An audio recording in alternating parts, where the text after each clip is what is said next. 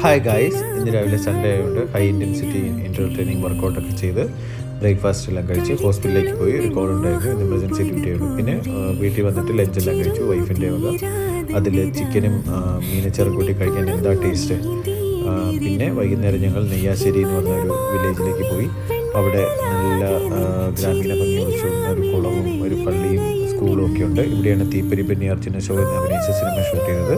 ഇത് നല്ലൊരു വില്ലേജാണ്. നമ്മൾ തൊടുപുഴയിലെ അടുത്തിട്ട് ഇത്രയും നാളായിട്ട് ഞാൻ പോയിട്ടില്ല. ഈ മഴയത്ത് കാണാൻ വല്ലാത്തൊരു ഭംഗിയായിരുന്നു.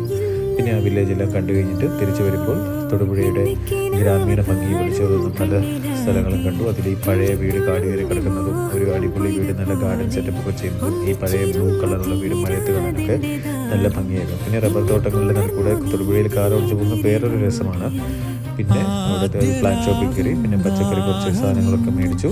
അത് കഴിഞ്ഞ് ഡാംറോ ഫർണിച്ചറിൻ്റെ ഒരു ഫർണിച്ചർ